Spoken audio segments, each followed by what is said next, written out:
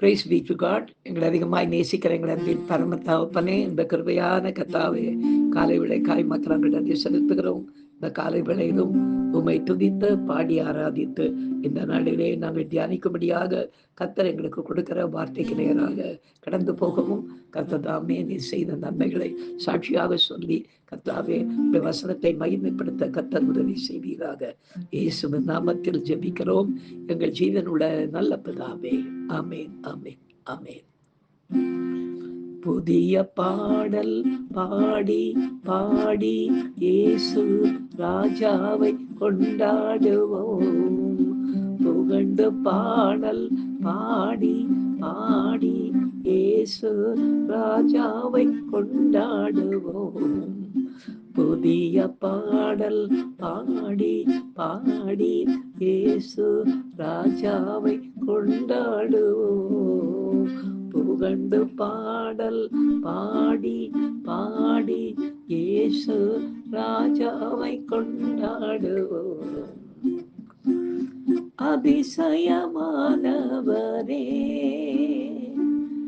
ஆலோசனை கர்த்தரே, அதிசயமானவரே, ஆலோசனை கர்த்தரே, வல்லமையுள்ள தேவா, வல்லமையுள்ள தேவா, எல்லா வரங்களின் மன்னவனே, எல்லா வரங்களின் மன்னவனே. புதிய பாடல் பாடி பாடி இயேசு ராஜாவை கொண்டாடுவோம்.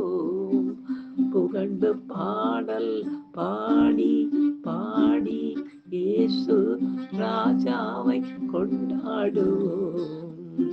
புதிய பாடல் பாடி பாடி இயேசு ராஜாவை கொண்டாடுவோம். புகழ்ந்து பாடல் பாடி பாடி இயேசு ராஜாவை கொண்டாடுவோம்.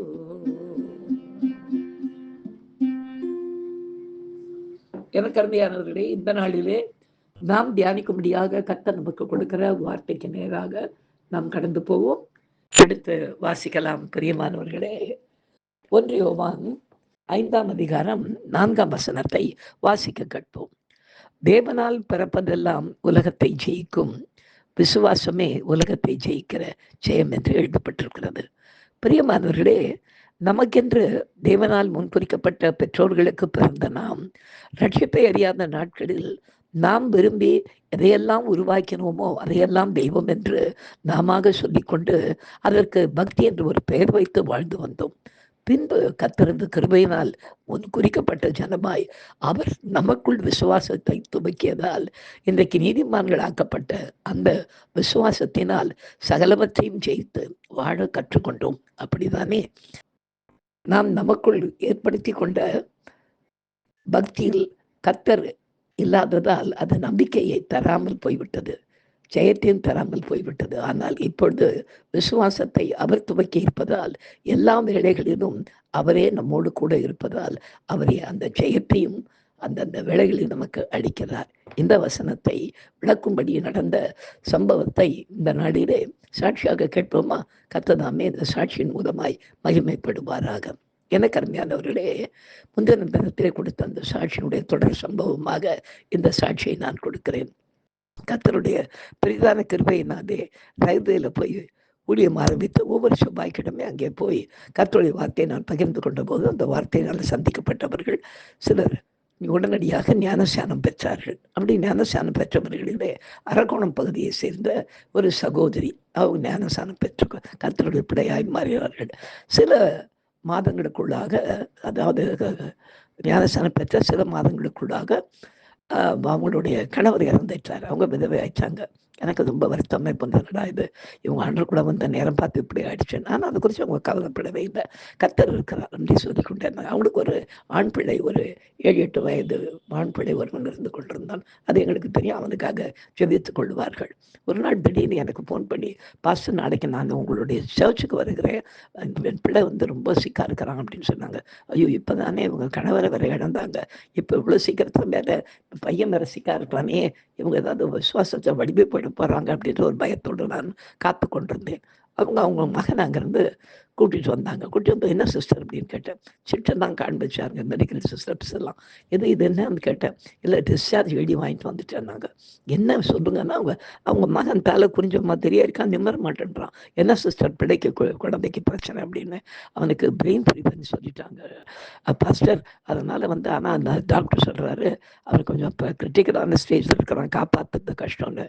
அவங்களால காப்பாற்ற முடியாத இருக்கிற இந்த இடத்துல எதுக்காக வச்சுக்கிட்டு இருக்கணும்னு சொல்லிட்டு, நம்ம காப்பாற்றக்கூடிய இடம் தேவனுடைய ஆலயம், அதனால் அங்கே கொண்டு வந்துட்டேன், இங்கே கொண்டு வந்துட்டேன் அப்படின்னு சொன்னாங்க. எனக்கு நாங்கள பார்த்து அவங்களோட விசுவாசத்தை பார்த்து எனக்கு ரொம்ப ஆச்சரியமாக இருந்தது. சரின்னு சொல்லிட்டு, சரி சார் நம்ம ஜெபிக்கலாம் அப்படின்னு சொல்லிட்டு அந்த நடுவில் இப்போ என்ன சொல்லிட்டு வந்தீங்க அப்படின்னு. இவனை இப்போ டிஸ்சார்ஜ் பண்ணி வந்திருக்கிறீங்களே, திரும்ப கொண்டு போய் அங்கே விடுவீங்களா அப்படின்னு. ஏன் பாஸ்டர் அங்கே கொண்டு போய் விடணும், சுகமாகி நான் வீட்டுக்கு கூட்டின்னு போயிடுவேன், எனக்கு தேவையில்லை அங்கே நான் ஆஸ்பத்திரிக்கு நான் போகிறதா இல்லை, எனக்கு வேறு வழியே கிடையாது, இனிமேல் எல்லாமே எனக்கு கர்த்தர் தான் அப்படின்னு சொல்லிட்டு கண்ணீரோட அவங்க ஷோல்டரில் ஒரு பை வர மாட்டிக்கிட்டு இருந்தாங்க. இது என்ன பை மாட்டிக்கிட்டு இருக்கீங்க, யூஸ்வலாக ஆஃபீஸ்க்கு வரும்போது ஹேண்ட்பேக் தானே கொண்டு வருவீங்க, இது என்ன. இல்லை, இணையிலேருந்து ஒரு பொருத்தனை பண்ணிட்டேன், ஆண்டவர் இவருக்கு சுகத்தை கொடுப்பாரு, ஆனால் ட்ராக்ஸ் மினிஸ்ட்ரி பண்ணுறான்னு இருக்கிறனால தான் பையன் வாங்கிட்டு அந்த பைக்குள்ளே கொஞ்சம் ட்ராக்ஸையும் போட்டுட்டு அவனையும் கூட்டின்னு வந்திருக்கிறேன் அப்படின்னு. அவங்களுடைய அந்த ஆழமான விசுவாசத்தை கண்டு நான் ரொம்ப சந்தோஷப்பட்டு நாங்கள் எல்லாருமா சேர்ந்து அந்த நாளிலே அந்த பிள்ளைக்காக ஜெபித்தோம். தேவனுடைய பெரிதான கிருபையினாலே ஜெபத்தை முடித்து கொஞ்ச நேரத்துக்கெல்லாம் அவன் கொஞ்சம் தலை அப்படின்னு வந்து பார்த்தான். நான் சொன்னேன், என்ன தம்பி எப்படி இருக்குது அப்படின்னு. முந்தியெல்லாம் எனக்கு தலையை தூக்கவே முடியாது அங்கிள், எனக்கு இப்போ என்னால் தலையெல்லாம் தூக்க முடியுது அப்படின்னு. கொஞ்ச நேரம் இங்கேயே வச்சிருந்தோம் அவனை. பிற்பாடு கொஞ்சம் கொஞ்சமாக எனக்கு அந்த ஃபீவர்லாம் குறைஞ்சது. நான் சொன்னேன், எதுக்கு சிஸ்டர் நீங்கள் போய் ஒரு டாக்டர் பார்த்துட்டு, அதாவது இப்போ அவன் சுகமாயிட்டு தான் எனக்கு நல்லா ஆவியில் உணர்றேன். அவன் தலையை நிமித்துட்டான், முந்தி மாதிரிலாம் இல்லாமல் எல்லா பக்கமும் தலையை அசைக்க முடியுது. ஏன்னா நீங்கள் தான் சொன்னீங்க, டாக்டர் சொன்னார் பிரெயின் ஃபீவர் இருந்தால் தலையை குனிய முடியாது, கொஞ்சம் தலையை நிமித்த முடியாது, அந்த மாதிரிலாம் இருக்கும்னு. இப்போ அவன் நல்லா இருக்கிறான், நல்லா எழுந்து மாடிக்கிட்டு இருக்கலாம். சரி கொண்டு போங்கன்னு சொல்லிட்டு கொண்டு போய் டாக்டர்கிட்ட காட்டினப்போ ஒன்றும் இல்லாமல் இப்போ நார்மலாக இருக்கிறான். எப்படி அதிசயமாக அவனுக்கு சுகம் கிடைச்சதுன்னு கேட்டுட்டு அந்த டாக்டர் உங்களுக்கு சந்தோஷமாக அவங்கள வீட்டுக்கு அனுப்பியிருக்கிறார். அங்கேருந்து அவங்க எனக்கு ஒரு ஃபோன் பண்ணாங்க, பாஸ்டர் ஆண்டோடைய பெரிதான கிருபையினாலே விசுவாசமே உலகத்தை ஜெயிக்கிற ஜெயம்னு சொல்லப்பட்ட வார்த்தையின்படி எப்போ ஆண்டவருக்கு பிள்ளையாய் நான் மறுபிறப்புக்குள்ள வந்தேனோ அப்போ தந்த ஆண்டவரே நான் பற்றி கொண்டேன். இப்போ தேவனுடைய கிருபையினாலே என்னுடைய பிள்ளைக்கு கர்த்தர் பூரண சுகத்தை கொடுத்தார் என்று சாட்சி கொடுத்து, நம்ம அடுத்த செவ்வாய்க்கிழமை நான் அங்கே ரயில்வேஸ்க்கு போனப்போ அங்கே எல்லாரும் முன்னால் நின்று கண்ணீரோடு சாட்சி கொடுக்க கர்த்தர் கிருபை செய்தார். கர்த்தருடைய நாமம் மாத்திரம் இந்த சாட்சியின் மூலமாய் மகிமைப்படுவதாக. எனக்கு அருமையானவர்களே, புதுசாக தான் கர்த்தர் கூட வந்தவங்க, ஆனால் பாருங்க ஆண்டவர் துவைக்கின விசுவாசமாக இருக்கிறதுனாலே அது உலகத்தினுடைய எல்லா கவலைகளையும் ஜெயிக்கக்கூடிய ஒரு விசுவாசம் அவர்களுக்குள்ளே வெளிப்பட்டதை எங்களால் பார்க்க முடிந்தது. நாம் ஜெபிக்கலாம்.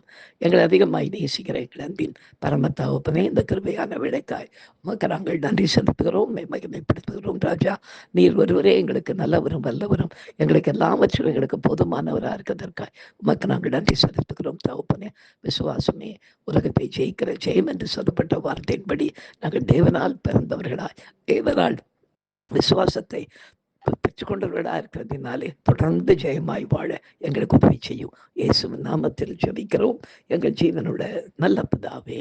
ஆமேன். ஹல்லேலூயா, ஹல்லேலூயா, ஹல்லேலூயா. God bless you.